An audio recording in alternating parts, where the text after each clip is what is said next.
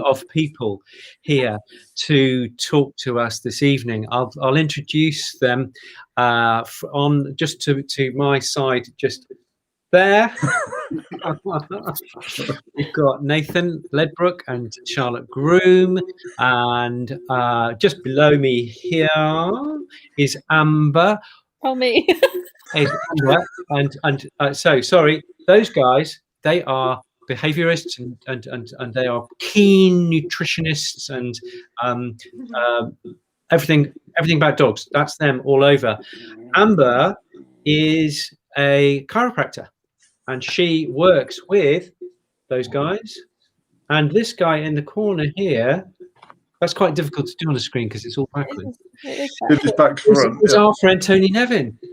You remember Tony Nevin, who couldn't get connected last time, and then told us about gorillas and all these fascinating aspects of osteopathy, because he's an osteopath. He's an amazing osteopath. He's treated me, treated my kids, and so it's all good. So Tony, you kind of arranged all this. You said, why don't you get Nathan and Charlotte and Amber on to talk about this new thing that you're doing? So tell us about that. What is it that you're up to? Well, so often when you sort of have a problem with one of your pets, it's who do you go and see? And there's usually, you go and see one person and then they suggest you see someone else and it carries on. Yeah.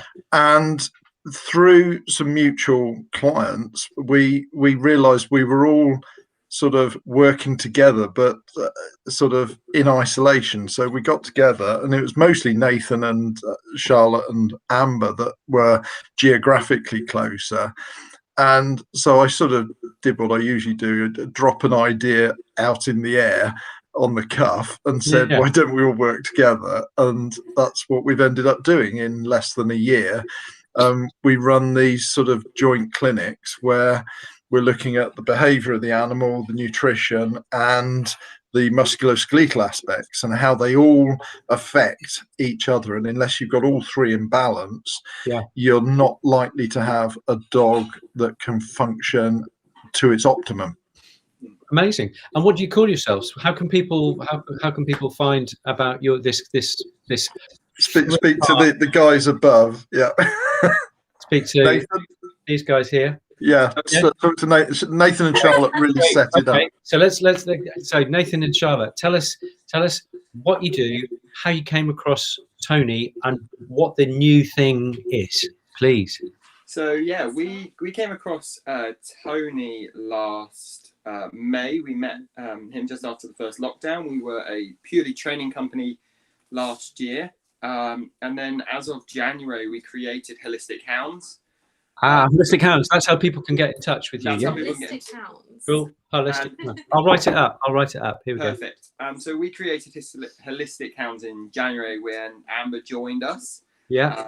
And then we kind of just been absolutely crazy since then, working training, behavior, chiropractics, massage. We started off doing just behavioural and training. Yeah.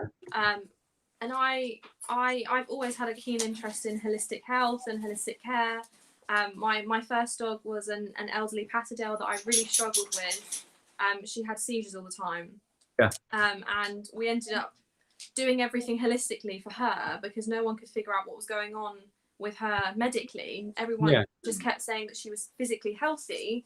And so we changed her onto raw. We cut out vaccinating. We stopped doing general flea and worming treatment, and suddenly she started to get better and she went to live on till she was 16. Wow. Completely happily and healthily. And we started off doing just training and behavior, but we quickly realized that everything interlinked, and then we met Amber doing chiropractic work for some of our dogs, and Tony on the line as well. We just kind of realized that it's more beneficial for all of the dogs that we work with if we interlink everything, because there's so many different things that affect behavior. There's so many different things that affect a dog's emotional as well as physical well-being, that we came up with the idea of Holistic Hounds to interlink it all together. Brilliant, brilliant, brilliant. And Amber, where do you fit into the equation? Tell us about you. Well, I originally met Nathan through a mutual client of ours. Yeah. He was looking for a chiropractor to work with him and his clients. Yeah. So we sort of were working together. We started doing a couple of clinics together. Yeah. And then I think I was out walking my dog, and I just phoned Nathan and said, I've just had this like strange idea. Let's make a business together and basically buy a huge plot of land. Let's get a building. Let's have a vet, so dog groomers, and have like an all-in-one, big dream, one-stop shop for dogs and holistic health. And he was like, let's get a coffee and we'll talk about it. And lo and behold, within about 12 months, I think we had that conversation in January last year. In 12 months, we've partnered up together and we're working on the big dream. Wow. Yeah. Wow. That's fantastic. And so that's what you got. You've got a plot of land, you've got a building. Not quite. Oh, okay. I was going to say. Dream. We're quite far down here. We're building up to that. We got shot down quite quickly in our little bubble of dreamland, and thought, okay, if we're going to do this properly and do it seriously, we need to build a business and build it from the ground up, rather than trying to desperately win the lottery and just pluck at it with luck. Because the dog's not going to be interested whether you've got a fancy building or whether you're just under a tree in the middle of a field or something like that. So obviously it'd be more comfortable to not be under a tree in a field in the middle of winter. But so where do you actually work from? I presume Nathan and Charlotte, you work from your place. Yes, so we work from home at the moment, Okay. and Amber also works from home. Amber goes around and sees a lot of clients, and we do the same. A lot of clients come to us at the moment. We are looking to find our own little space where we can have like a little base. Great. And have people come to us more often, really. Great. And where are you based, and where do people come from to you? So we're based in Reading, Berkshire. We have people Reading, all over the country come to us. Okay. So we've got a client in 2 weeks' time coming from York, coming to see us. Wow. Can you guys move closer to the mic, because I'm struggling to hear you? This is Nova. Big black dog. Okay. There we go. Is that better? Tony, can you hear them? That way. If they speak, it's just, and I noticed a couple of people have mentioned that they're struggling to hear. Oh, right. Okay. So Fiona CA says, where are you based? And so we Reading in Berkshire. Okay, good. You can find all detail. You have got a website. It's actually quite a good website. Very good photos of you all. Well, I have to say. Shout out to our designers. Yeah, very good. Okay, so they can just pop over to Holistic Hounds and you'll be there. Fabulous. Yeah. Okay, brilliant. So tell us all. I'm fascinated because I've been working with Tony for more years than I care to mention. So, good. And I'm obsessed with food, as you know. So this is really fantastic. You're really ticking, and I know I speak to behaviourists all the time and refer to behaviourists all the time as well. So that's good. So I will be sending some people down to you if they can get to you. That's fantastic. Tell us any cases. Anybody can start the conversation. If anybody got a pet case that they'd like to discuss where you've all chipped in. Well, how about to be honest, we've got Callie. Yes. Callie is who Nathan is yours. Oh, there you go. There's Callie. Look. Callie. Hey, that's my little friend. He's about 12 or so years old. He's a is that right? Romanian? Because I saw him last year, didn't I? So he's a Romanian rescue, and he's got an amazing story. Who wants to start this off? Because I would like everybody to contribute. Yeah, so we got him 3 years ago, just over. He was a behavioural case that we were working with an elderly lady who absolutely adored him, but she just wasn't able to handle him. And what we realised was that he was very unwell. It was why he was reacting in the way that he was reacting. So it was a few months into us having him that we took him to the vets because he just really wasn't very well. And we found out that he had a grade 4 heart murmur. He had quite bad arthritis, but that we kind of already knew about. And we also found out that he had inflamed lymph nodes that was leading towards a cancer diagnosis in his lungs. In So his he was lung cancer. Wow. So Okay. he was given, at the time, he was given 6 months to live. Wow. So we kind of said to him, look, we'll do what we can. We'll give him palliative care with us. He will live as long as it takes to be with us, so that he's happy and healthy, and we're not gonna, rehome him. Yeah. Little sausage. And yeah, that was nearly 3.5 years ago. 3.5 years ago, and going strong, and he's looking pretty good. He is, yeah. He's good in himself. And Tony, you've done some work with him as well, is that right? Yeah, well, you actually were the catalyst, because you referred him to me. Okay. That was getting on for a year ago. And is that how you guys started? That's how I met all of this right. group. So this little fella here. Well, I didn't know that. That's great. Yeah. As well. Yeah. And he turned up, and he was muzzled, and I was warned that he was grumpy and didn't like being touched. And by the end of the treatment, he was literally like we'd given him a load of narcotics. He was off his head, just totally zonked with, and it was very much a cranial osteopathic treatment, and he was just out for the count. And then next time Nathan brought him in, Charlotte came along. I got to meet her, and he wasn't muzzled. And they went, "Oh, you'll be fine with him now." And he literally just sat in front of me and was like, "Get on with it." Wow. And every time I see him, whether I'm supposed to treat him or not, I have to, because he just parks himself next to me. He loves you. But he's really he really takes a lot from the treatment. And you see him. It is literally like plugging in a laptop that's just on its last percent, and you just watch him refill, and it's incredible. He just keeps bouncing back. That's amazing. Yeah. And Nathan and Charlotte, what do you notice after he's been treated with Tony? Well, the first reason we took him to see Tony was he was doing this really weird behaviour, and basically he'd be fast asleep in a bed, and it was almost like somebody lit the bed on fire, and he would run off like steam train. He hasn't done that for over a year now, or just done about 6 months now. And that was the reason we sent him, because it was a bit like this, bit weird. And we know that he's never going to be cured of his ailments, but it was just making him comfortable. Yeah. The first time I always remember going, wow, he hasn't done this for like 48 hours, and then it started to kind of creep back in a little bit, but he's always, very tired. But all of a sudden it's like, though he's tired in the house, he's running around outside. He started trying to play with the dogs again. He was getting silly with us. And we started with treatment every 2 weeks with Tony. Yeah. And then, now he's being seen every 6 weeks or so. And it just gives him a real kind of energy boost. It means that he moves better. We start to see that he gets a bit stiff. Yeah. And then Tony kind of puts him right. Works magic. Fantastic. And Amber, have you had anything to do with this guy?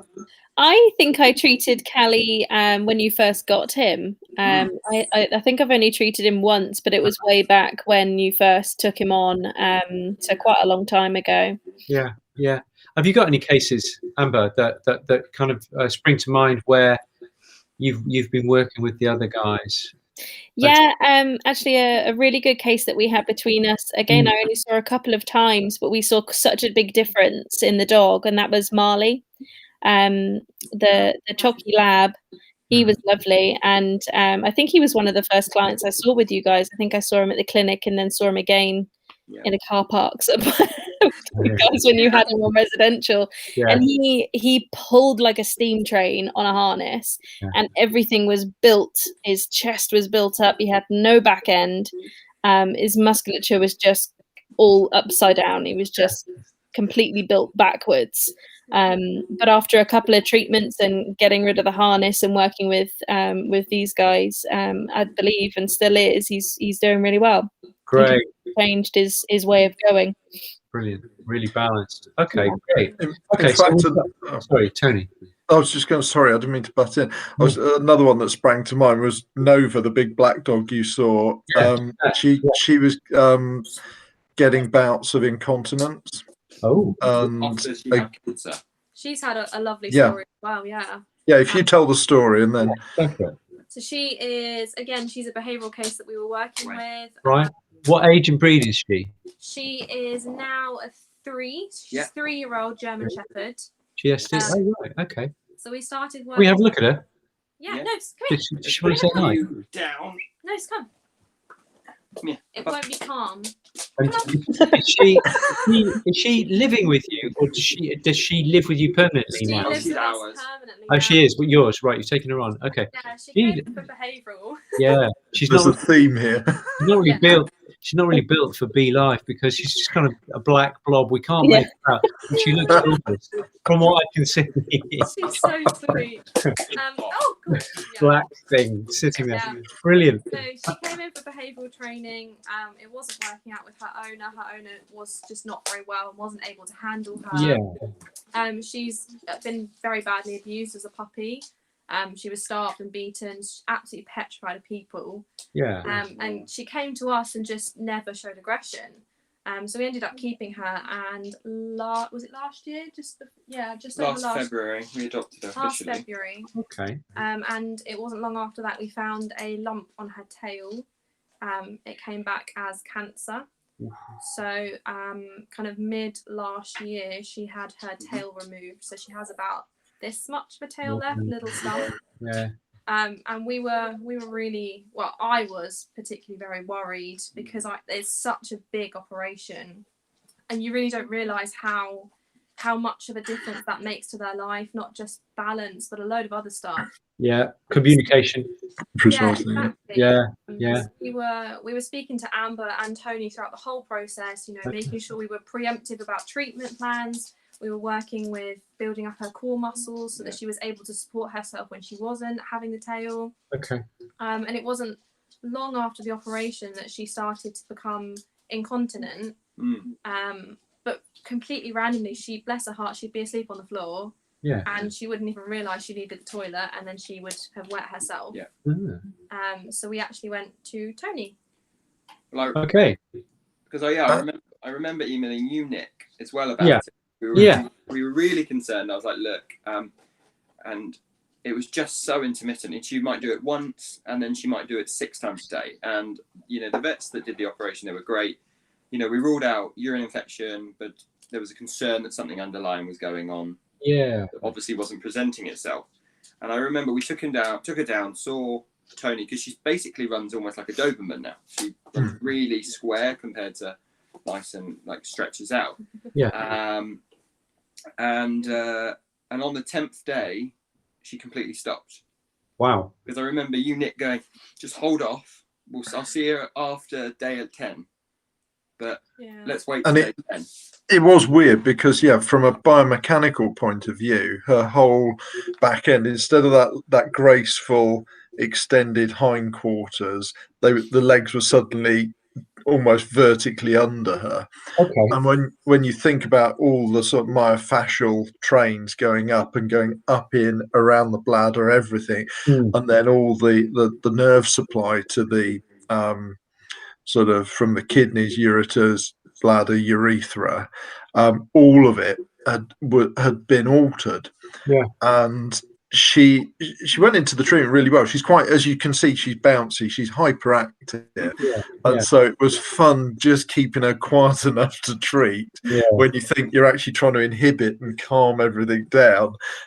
Was fun. And then when they went, I said, she's either gonna be worse, no different, or we might get a change. And it was like, no, she's like mental, she's this, that, and the other. And then suddenly it just stopped, like somebody turned the tap off. Wow.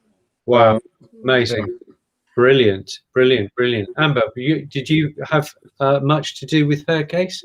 Other than just providing a bit of support and advice, I don't think I've treated Nova. I think she's one of the only dogs of yours that I've actually not treated. Dodged that one. I actually dodged that bullet.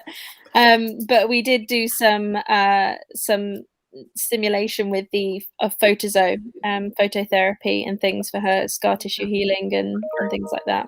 Okay, fantastic. Great. Any other cases, guys? This is an opportunity for you to show off how amazing you are. And what about food? Tell me about food. How does food I actually have an interesting case. It's unfortunately not a particularly successful one. Uh-huh. However, it was quite the cornerstone for mine and Nathan and Charlotte's relationship. And if only he'd lasted long enough to meet Tony, I'm sure we would have probably worked wonders with him. But I had a little sausage dog, my personal dog, and he was bought as a puppy, had a huge reaction to his puppy vaccinations. He was vomiting multiple times a day. I'd been to multiple different vets and had various different either non-diagnosis or they just weren't concerned at all. So we kind of left it and just hoped that he'd grow out of it. I spoke to Nathan because he'd started to shake and tremor constantly, and he would do it more when he was anxious. If someone came into the house, this is obviously pre-COVID, if someone came into the house, he'd hide behind me and just shake, and he'd almost convulse because whole body would just shake. Wow. So I spoke to Nathan and asked him to do some work with his anxiety and separation anxiety, and after quite a short chat, I think it was, and going through various different things and changing his food because he wasn't raw fed at the time. We moved him over to a raw feeding and things. He straight away said to me, this isn't a behavioural issue. This is a medical issue. So get some bloods done and insist that they cover certain things. So I went to my vet and insisted that they had bloods. I fought for him to have bloods. Oh, really? They weren't keen? Why they weren't keen on having bloods? There's nothing wrong with the dog. You don't need to have bloods done. You're wasting your money. So much so that I got a phone call from the vet. Yeah. And this, I think, highlights a massive problem with animals a lot of the time is I got a phone call from the vet basically going, keep your mouth shut, stay in your box. Wow. You're not a vet and you should never be recommending these sorts of things. And I said, look, my instincts are telling me something's wrong. You just rule it out. Like, it's so what? If it's money down the drain, we have a blood score on the dog and we have some reference to go from in a few years' time. Yeah, so what? Yeah. Like, let's just get the bloods. Like, just tick the box for me. And if it comes back clear, then fine. Well done you for negotiating that tricky conversation. That's good. So you basically said, please just do the bloods. I'm paying for it. Do it, please. Right. Lo and behold, within 12 hours, they phone me back. You need to get your dog to the emergency vet. There's a serious problem with its liver. Wow. So we rushed him down to Lumbury Park and they ultrasound, and he had a portosystemic shunt. And actually, it should have been picked up with him not accepting the puppy vaccinations, with vomiting constantly, not being able to keep food down. Where he went through 3 different vets, and nobody picked that up. But Nathan. Great, well done, mate. Nathan. Thank you. Yeah, good work. It just shows. I think, and I was talking to a vet about Sophie Bell about 6 weeks ago. And she was saying, she was having your idea of having body workers and behaviorists and groomers and vets and all these people working together respectfully, doing the best. That nobody is bigger, better, cleverer, whatever. Everybody has their specialist area, and they can all contribute. And I think that's fantastic. I mean, it happens. There are specialist centres like Davis Veterinary Specialists. They've got an neurologist, and they've got an internist, and they've got a nephrologist, and they've got everything, what an orthopedic and what have you. Yeah. But if we could do that with all these peripheral, that's it, because they've all got their part to play, haven't they? They do. Yeah, definitely. Yeah, I use osteopaths, chiropractors, behaviorists. Probably in about 60% of cases, depending on where they live, I'll put them around to various people around, because I think it's so important, because we vets are very good at picking things up on ultrasound and on x-ray, but if we can't find anything wrong there and the dog is obviously not straight, for example, Yeah. what are you going to do? You know, X-rays are clear, ultrasound's clear, MRI can't find anything because the dog is anaesthetized. Sure. They Yeah. go in for that. So I think why would you not use a chiropractor, an osteopath? Because I say to people, they're fantastic. I use them like my MRI machines because they will do a diagnosis, but unlike an MRI, they will do a treatment at the same time if they think it's appropriate. And if they think, oh my goodness, this is a serious problem, just like you, Nathan, you said there's something wrong with this dog, they'll say such that they can go back to the vet and maybe give the vet a bit of a steer on which way to go. The other thing is we tend to spend more time with the clients as well. So very often the animals actually start to exhibit more of their natural behavior. I mean, you're different because I know you spend a lot of time with yours, but your normal allopathic vets, generally they're quite short consultations, and it's not long enough for most of the dogs. They're in there, they're tense, they're nervous. We've all created environments where we actually try and make the dogs think it's almost a fun place. Yes. And then you start to see their real characters, and they lower their guard, and you can start to see the real patient. And I think, you know, from the behavior point of view with Nathan and Charlotte, and with the musculoskeletal presentation, we get to see the real patient. Yeah, absolutely. I think it's amazing. It's absolutely brilliant. Tell me a bit more about food. Anybody about food and what you do, Nathan and Charlotte. So you take dogs in for behavioural treatment, and you adopt half of them by the sounds of it. They never go home. and you change their diet. Tell me about that process of changing them to raw. Yeah, so we look at the dog as the whole, obviously. So the dog comes in, so we've got a little puppy at the moment, and we just go through, right, what does he need behaviourally while he's here? What does he need homeopathically? What does he need nutritionally? Yeah. And a lot of the time, these behaviour problems get exacerbated by a poor diet. Right. So we've got a little puppy at the moment that's fast asleep in his crate. He's 13 weeks old now, probably 13 weeks old, and he'd bitten 6 times. And we're not talking puppy bites, we're talking serious issues. So this is issues that have obviously been created at the breeder, and something was going on that big question marks have been asked. But the dog was put on as a puppy on rubbish processed kibble that's expensive, and guarding it and not eating it, and he just doesn't, he's not built very well. He just had a bit of a dry coat. Yeah. And we've had him for 10 days now. Yeah. And he's fully integrated on raw. And you know, first time I fed him the kibble, he growled at me, he guarded me the crate, and I didn't do anything about it. I just went, okay, now I've seen the behaviour from this point of view. Yeah. Fed him the raw bowl today, he ate it, done, finished, conversation over. Because when they're on highly processed food, a lot of it has sugar. Yeah. That's just going to send those brains, especially a little puppy brain. We all know what happens when you put a little kid on sugar. Same with a little puppy. You put a puppy on sugar, those behaviours are going to go through the roof, and the dog's going to have a tiny switch. And by putting him on a good diet over a few days, detoxing his system, giving him bone broth, kefir, good supplements, he's got that rubbish out of his system. Yeah. Now able to take calculated decisions because he's got the nutrition to back it up. Brilliant. One of the first things that we talk about, so I've actually been doing a holistic health course for canines at the moment that I'm kind of halfway through. Great. And I did a big module on... Which one, by the way, because everyone will ask. It's Tell me.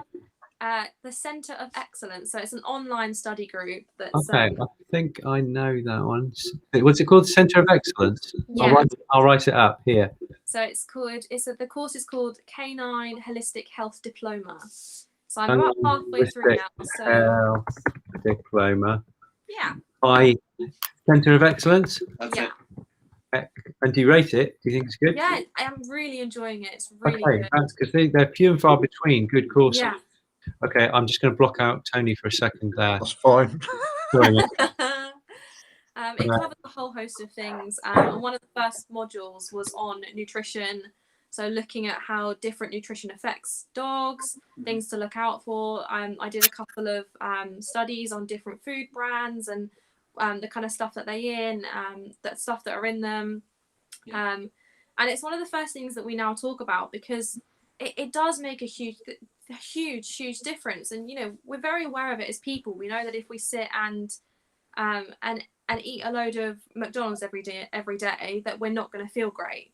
So I personally actually have a lot of issues, food-related issues, and I know that if I eat rubbish food, I'm going to react badly to it. Yeah. And it's exactly the same for our dogs. So it's such an important thing that you have good nutrition and you're giving your dogs good nutrition, because bad nutrition can send everything else into a spiral. So if you're starting with bad nutrition, then bad behaviors are going to come out. They're not going to be emotionally as well as they could be. But if you're starting with good nutrition, you can build up everything else to create a dog that is well-rounded and generally healthy. And then if something does pop up, you already know that you've crossed that barrier and it's something else. Yeah. Brilliant. Really good. Really good. Amber, where are you on the raw food thing? I love it. It was something I feed my dog. I have a different little sausage dog, and I feed her raw, as I did with the previous one. That was my kind of conversion to raw.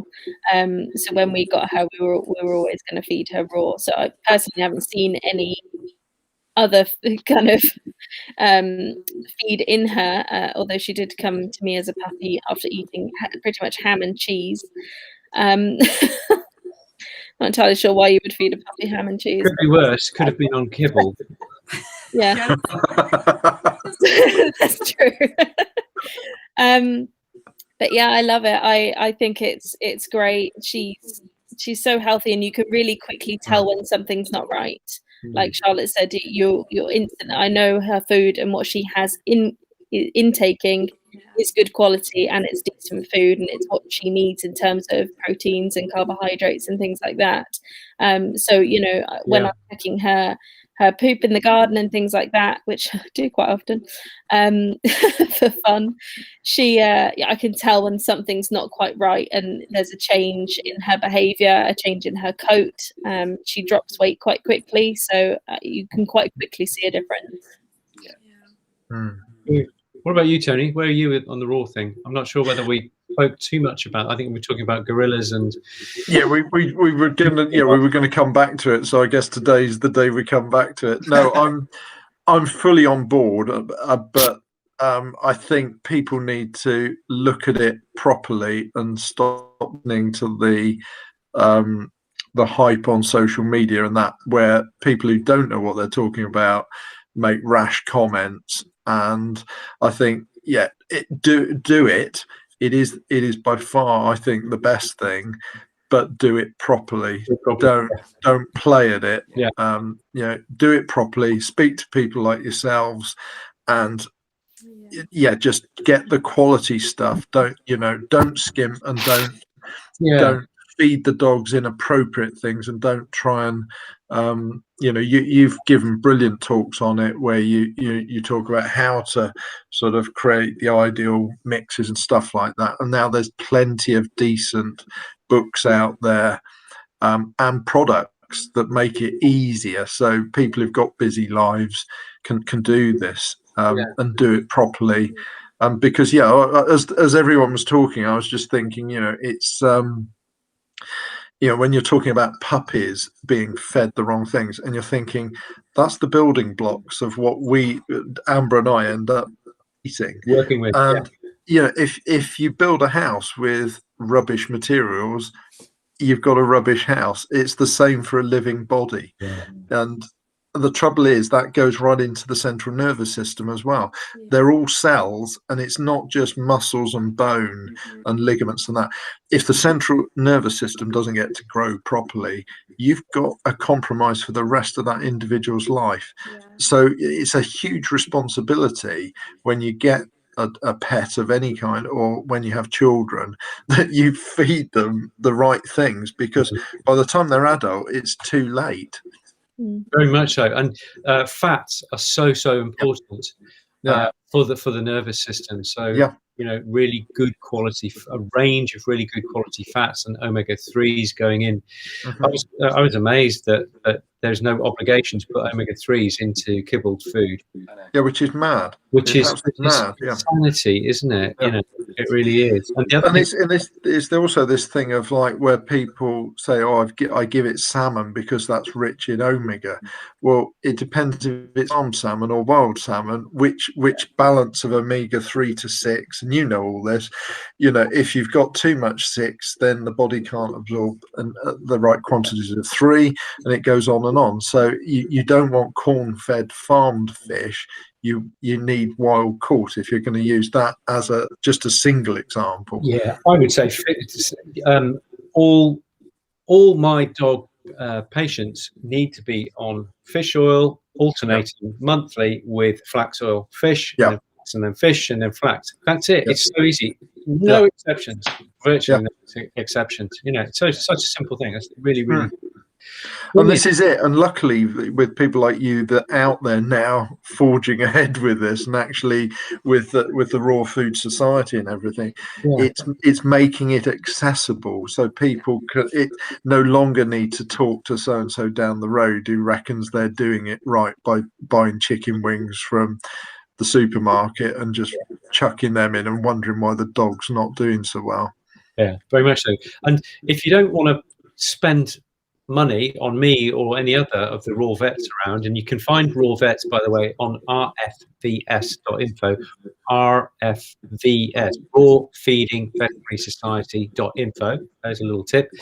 But if you don't want to spend any money, but you do want some advice, free advice, I know for a fact that ProDog Raw will give you advice whether you use their product or not, and Honey's Real Pet Food will give you advice whether you use their product or not. And I would imagine that Paleo Ridge would be about the same. I don't know for sure, but I imagine, to be quite honest, the top 10 raw feeding companies are likely to give you advice whether you use them or not, because they are genuinely in it for the right reasons. Okay, so do those ones I know, ProDog Raw and Honey's Real Pet Food, I know for a fact that's one of their policies is talk to us. You don't need to use our product. We just want you to have a healthy dog and to do raw right. Fantastic point, Tony. Amazing, guys. We've gone way over. Is it any key messages that you'd like to share, Nathan and Charlotte? Big key message, I think, is that we just need to look at the dogs as a whole, and that everything needs to be a team effort. It's not about one person said this and one person said this and one person said this. It's that that's what we're trying to create, is a place that everyone can be one, and you get one advice from across the board. It's not going to be differing from people to people, then, because otherwise the only people that lose out are the dog and the owner itself. I think there's so much in in most of the animal worlds. There's so much hatred, there's so much criticism. Everybody thinks they've got an opinion, everybody thinks their opinion is right, and we're all in it for the same reasons. We're all in it to help the animals. We're all in it to help dogs. We're all in it to help horses, whatever animal it is. And I think if more people just got together and worked together for the benefit of the dogs that we're working with, the dogs would be so much better off, and you wouldn't have what we see all the time, which is owners who are confused because they're getting one advice from one person and one advice from another person. I tell you what, even if we had case conferences like this, we sat on a call with the four of us and maybe some other even more clever people, and we all put in our penneth. Every dog is different. That'd be cool. It'd be brilliant. Because we never stop learning, do we? No, every dog is different, and what we've learnt from Nova, we've learned something completely different for Callie, or for a different one of our dogs, and for every different client.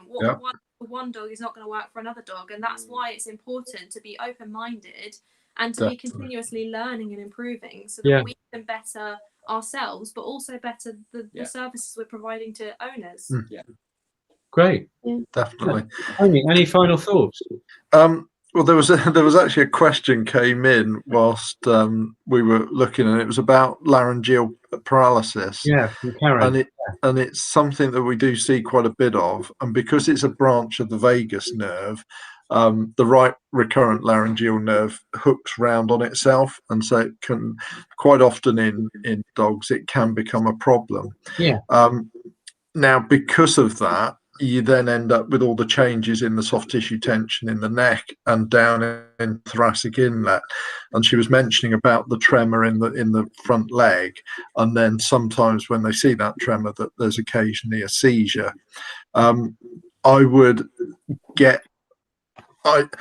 Questions I'd have is, has the dog done anything to the very top of its neck, because that's where the vagus nerve comes out. On a dog, obviously the foramen magnum's at the back of the skull, and the vagus nerve is one of the cranial nerves, and it comes out of the back of the skull.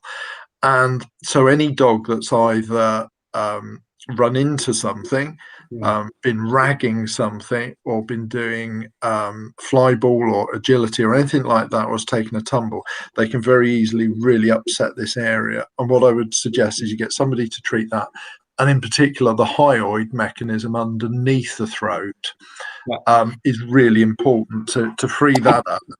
And I know the dog's already had some surgery done, but I would really get somebody to gently work on all of that, release all around here, and then balance through the rest of the dog. So don't just isolate that, because the dog will have been compensating around that. So if they could isolate all around that, and go right the way through the whole, all of the fascial lines through the dog, then I would think at worst it will reduce the symptoms, and at best you might find it rectifies a lot of it. Have you been able to rectify laryngeal paralysis in some dogs? In some dogs, yes. Okay. What sort of rates are you getting, would you say? Probably 50-50, partly because we get to see them quite late on. Wow. I think that, again, the earlier we could see them, the better. Wow, that's amazing. I'm going to write that on, because that's, people are going to be, I'm blown away by that, because it's considered to be surgical. That's it. It's surgery, yeah. or if it's left too long, it's really tough to deal with. But if you can catch it in it, normally what you get is the dog is trying to clear its throat. You know all this, but for the owners and that listening, it's that, and the dog acts as if it's got something caught in its throat, or it's got a bit of phlegm. Yeah. And if we can get them at that stage, we generally do really well. If it's been going on for ages, then the problem is the dog's almost doing it as a behavioural issue as much as what it's feeling, and then it's really difficult. And so you get that somatico-somatic reflex thing going on, where the one is feeding the other, and to break that is a lot harder. Right. Okay. That's amazing. Fantastic. It's great. Well, there you go. I never knew that. I've been in veterinary practice, and I've known you for 20 or so years. Couple of years. Yeah, and I've never known that you are able to help many laryngeal paralysis cases. That's fantastic. Right, I'm going to be sending more to you, therefore. Definitely. And Amber, any final thoughts? No, not really. I don't think I could top off anything that anybody's said. But it's been amazing, and thank you for having us on. No, it's an absolute pleasure. Okay, well, guys, what can I say? It's been really lovely speaking to you, and please keep up the good work. I'm so excited that you're doing it. It's really great that you've got this. You're all working together. It's fantastic. Absolutely brilliant. Pat yourselves on the back. It's really fantastic stuff. It's really great. I'm going to say goodnight to everybody, and it's brilliant. Absolutely brilliant. I'm a little bit flabbergasted by that laryngeal paralysis thing. Sorry, Karen's just come back on with a message about it. But yeah, no, well, thanks, Nick. Actually, you've also been a huge support, because certainly when I started, we were classed as sort of witch doctors. So the fact that vets like yourself and many others sort of given us the opportunity to work alongside you is what's allowing us to be able to help all these animals. So yeah, give yourself a big pat as well. Bless you. Thanks. Absolutely. Fabulous. Well, there you go. We're ending on a really, really, really great high note. I want to really thank Nathan and Charlotte. I want to thank Tony, and I want to thank Amber for a really lovely evening. It's been great. I'm not sure what we're doing next week. I tell you what we're going to do next week. We're going to do question and answer. So it's going to be question with me, question and answer, just you at home and me, and we're going to discuss anything you fancy. How about that? And we'll see if we can get some other guests for as the spring rolls through. Great, guys. Thank you so much. Tony, you can go and have your dinner now. Thank you. Thank you for coming on.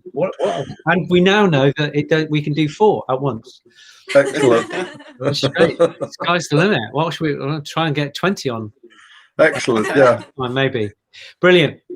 Guys, Thank you very much. be well, feed well, and we'll see you next week for a Q&A with me. See you.